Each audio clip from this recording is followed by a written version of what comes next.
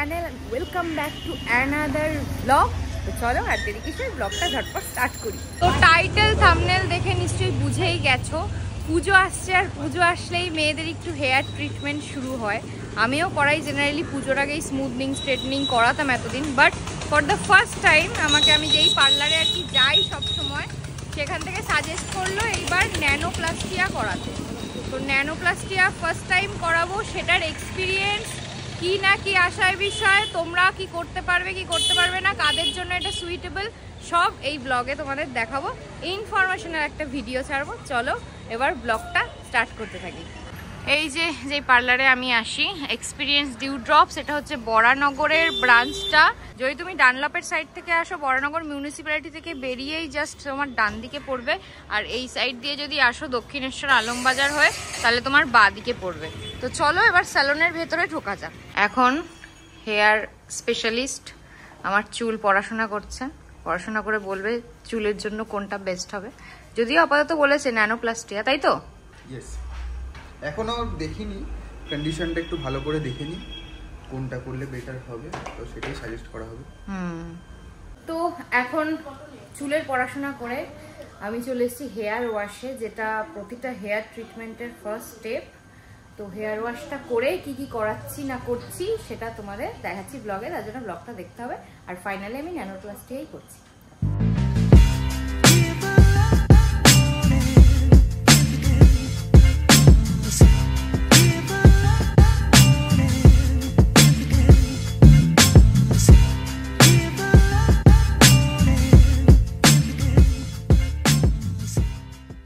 Hair dry আমার হয়ে গেছে, 90% ড্রাই করেছে। এবার কি কি ইউজ হবে না হবে সেটা তো দেখবেই, বাট তার আগে আমি একটু হেয়ার স্টাইলিস্টের সাথে তোমাদের কথা বলে দিচ্ছি। চলো, আমার হেয়ার স্টাইলিস্ট রাহুল, একটু বলে দাও আমার চুলটা সম্পর্কে পড়ে কি বুঝলে আর কেন ন্যানোপ্লাস্টিয়াটা সাজেস্ট করলে। দেখুন, আপনি তো ফার্স্টেই একবার স্ট্রেটনিং বা স্মুথনিং কিছু করিয়েছিলেন, তারপরে কালার করাও হয়। তো কি হয়েছে, হেয়ারটা কেমিক্যাল রিলেটেড হয়ে গেছে, আর নিচের দিকে যে হেয়ারটা রয়েছে আপ টু মিড লেন্থ থেকে তোমার লাস্ট লেন্থ অব্দি, ওই জায়গাটা আরও ড্রাই হয়ে গেছে। তো মেনলি রিগ্রোথ একটা হয়েছে, আর নিচের দিকটা কেমিক্যাল রিলেটেড হেয়ার। তো ওটার জন্য আপনার বেস্ট হবে হচ্ছে ন্যানোপ্লাস্টিয়া, কারণ ওটা আপনার লংজিভিটিটাও বেশি। স্ট্রেটনিং স্মুথনিংয়ে কী করে, যেটা আপনার বনটাকে ব্রেক করে তারপরে একটা শেপ দেওয়া হয়, ওটাতে আপনার একদম 100% স্ট্রেট হয়। এটাতে 100% স্ট্রেট হবে না, এটাতে আপনার 70 to 80% স্ট্রেট হবে, যেটা আপনার ট্রিটমেন্ট বেশি চলে আসবে। আর এটা আপনার হেয়ারকে ড্রাইনেস ফ্রিজিনেস থেকে কন্ট্রোল করবে, 8 to 9 মান্থস থাকবে। ওর জন্যই বললাম ন্যানোপ্লাস্টিয়াটা বেস্ট হবে। আচ্ছা, আমি সামনে শুনেছি যে বোটক্সও একটা ট্রিটমেন্ট আছে, তো বোটক্স আর ন্যানোপ্লাস্টিয়ার কি পার্থক্য? বোটক্স হচ্ছে, বোটক্স আর ন্যানোপ্লাস্টিয়ার মধ্যে ডিফারেন্স হচ্ছে বোটক্সের লংজিভিটিটা অনেক কম। বোটক্স যদি করা হয় ওটা আপনার 3 মান্থস স্টে করে, আর ন্যানোপ্লাস্টিয়া যেটা ওটা আপনার 9 মান্থস। ফার্স্ট হচ্ছে এটা, ন্যানোপ্লাস্টিয়া একটা প্রিমিয়াম প্রোডাক্ট, আর বোটক্সের থেকে আপনার রেজাল্ট অনেক বেটার আসবে। এটাতে আপনি যেটা করালেই বুঝতে পারবেন দুটোর কি রেজাল্ট আছে, এটাই ডিফারেন্স, এছাড়া আর কোনো ডিফারেন্স নেই। একটা ইউজ করছো ন্যানোপ্লাস্টিয়ার ক্ষেত্রে একটু যদি বলে দাও সবাইকে। এটা হচ্ছে আমাদের ন্যানোপ্লাস্টিয়া হচ্ছে ফ্লো অ্যাক্টিভ ব্র্যান্ডের ন্যানোপ্লাস্টিয়া ইউজ করা হয়। এটা আপনার প্রোডাক্ট হচ্ছে, এখানে ট্রিটমেন্ট এই দুখানে এখানে রয়েছে, একটা ভার্জিন হেয়ারের জন্য, একটা কেমিক্যাল রিলেটেড হেয়ারের জন্য, আর একটা হচ্ছে আমাদের মুরুক্ষণ অয়েলের ট্রিটমেন্ট, যেটা হেয়ার মাস্ক। জিনিস জিজ্ঞেস করতে চাই, ধরো কেউ এলো, মানে আমার মতনই কাস্টমার এলো, আর চুল মানে আর কি বুঝে, তুমি কি ন্যানোপ্লাস্টিয়া বা স্মুথনিং এগুলো সাজেস্ট করবে আমাকে, নাকি সবসময় ন্যানোপ্লাস্টিয়াটাই সাজেস্ট করো? না, দেখুন, মেন হচ্ছে স্ট্রেটনিং স্মুথনিং করতে গেলে যারা শুধু স্ট্রেট চাইছে, হেয়ারটাকে স্ট্রেট হবে, আর এটা একটা প্রোটিন বেস, যেটা আপনার হেয়ারকে কোনো রকমভাবে বোন ব্রেক করবে না। জাস্ট একটা ওপর থেকে আপনার প্রোটিন, আপনার কিউটিক্যাল ওপেন করে কোটেক্স থেকে একটা প্রোটিন যাবে, হেয়ারটা বেটার থাকবে। মানে ন্যানোপ্লাস্টিয়া যদি রিংস আউটও হয়ে যায়, দেন 1 ইয়ার পরে তারপরে হেয়ারটা কিন্তু সেম থাকবে। অনেক সময় কি হয়, স্ট্রেটনিং স্মুথনিং করলে হেয়ার অনেক সময় সবার তো সবসময় মেনটেন করা হয় না, ড্যামেজ হয়ে যায়, ড্রাই হয়ে যায়, কারণ তারা সবসময় স্পা করাতে পারে না, প্রফেশনাল শ্যাম্পু ইউজ করতে পারে না, এটা প্রবলেম থেকেই থাকে। ন্যানোপ্লাস্টিয়াতে একটু যদি শ্যাম্পু মাস্ক ইউজ করা হয় তাহলে এটা প্রবলেম দেয় না। পরবর্তীকালেও চলে গেলেও এটা আপনার হেয়ারটাকে ড্যামেজ করবে না। ওকে, আমি অলরেডি বলে দিয়েছি তোমাদের স্যালনের নামটা। তুমি যদি এবার অনগোয়িং অফার্স, ন্যানোপ্লাস্টিয়া বা স্মুথনিং কি কি আছে একটু বলে দাও। দেখুন, আমাদের তো পুজোর অফার সেপ্টেম্বরে 1 তারিখ থেকে স্টার্ট হয়ে যাচ্ছে। পুজোর অফারে থাকবে ন্যানোপ্লাস্টিয়া স্টার্টিং থাকবে হচ্ছে 5000 থেকে, আর স্মুথনিং স্টার্টিং থাকবে হচ্ছে 3000 থেকে। এবার দেন ডিপেন্ড করবে কোন ব্র্যান্ডের ওপর। আমাদের দুখানা ব্র্যান্ড রয়েছে, লরিয়াল রয়েছে, সোয়াসকোপ রয়েছে, আর যেটা অফারে থাকবে ওটা আমাদের থাকবে হচ্ছে প্রো 100-এ, ওটা 3000 থেকে স্টার্টিং। এরপরে আমার লেন্থ অনুযায়ী থাকবে। আর স্পায়ে মেনলি অফারটা থাকবে 999-এ এনি লেন্থে সব স্পা থাকবে। কেউ যদি আসে সে কি তোমাকে ফোন করে আসলে বেটার? হ্যাঁ, কল করতে পারে। নাম্বারটাও বলে দাও। আমার নাম্বার হচ্ছে 8240389096। ওকে, থ্যাংক ইউ। তো এটা হচ্ছে হেয়ার ওয়াশের পর ফার্স্ট স্টেপ। কি অ্যাপ্লাই করছো রাহুল? এটা হচ্ছে ট্রিটমেন্ট অ্যাপ্লিকেশন হচ্ছে ন্যানোপ্লাস্টিয়া। আচ্ছা, মানে কোনো ক্রিম টাইপের? হ্যাঁ হ্যাঁ হ্যাঁ, লিকুইড বেস টাইপের ক্রিম। এরপরে কি প্রসেস আছে? এরপরে এটাকে 1 আওয়ার ছেড়ে দিতে হবে, দেন ওয়াশ। দেন তারপরে ওয়াটার রিংস করতে হবে। পুরো ওয়াশ হবে না, 70% ওয়াশ হবে, তারপরে আইনিং হবে। তারপরে গিয়ে মাস্ক, যে ট্রিটমেন্টটা আছে মানে গোল্ডেন মাস্ক, ওটা অ্যাপ্লিকেশন হবে। ইনকমপ্লিট। জেনারেলি কিরকম ঘন্টা লাগে সব কিছু শেষ হতে? Approx 4 hours. তো দেখতে পাচ্ছ সুন্দর সেকশন করে নিয়েছে ভালো করে আর কি অ্যাপ্লিকেশন করার জন্য। যাই হোক, দেখতে থাকো এরপরে কি না কি হচ্ছে।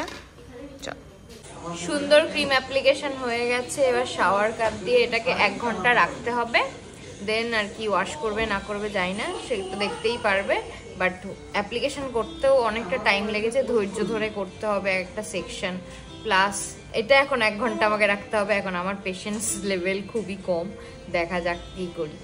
চুলটা কিছুটা ওয়াশ করা হলো, এবার চুলটা ড্রাই করা হবে, তারপর স্ট্রেটনিং মেশিন মারা হবে, তাই তো রাহুল?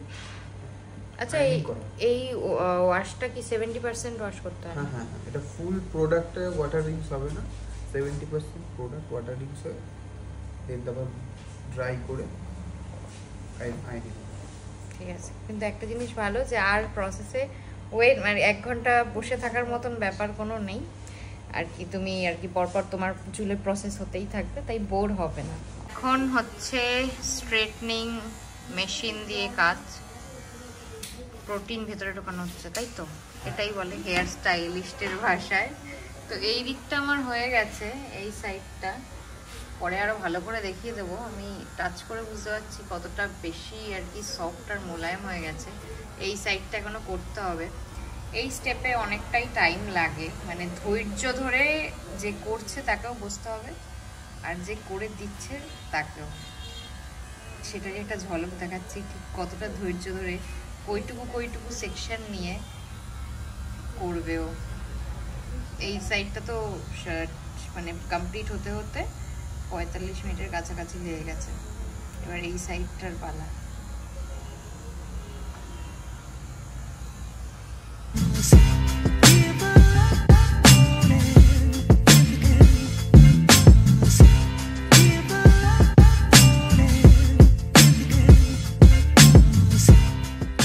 তো এটা হচ্ছে স্ট্রেটনিং মেশিন চালানোর পর লুক। এরপরে এটাকে ওয়াশ করা হবে, দেন ব্লো ড্রাই করে একটু হালকা ট্রিম করা হবে। তো আর ধৈর্য ধরে রাখতে পারছি না, অলরেডি অনেকক্ষণ হয়ে গেছে। এখনও প্রায় 30 থেকে 40 মিনিটের কাজ বাকি। দেখা যাক আলটিমেটলি কখন শেষ হয়, আর শেষ হওয়ার পর রেজাল্ট আগে এরকম হয়েছে।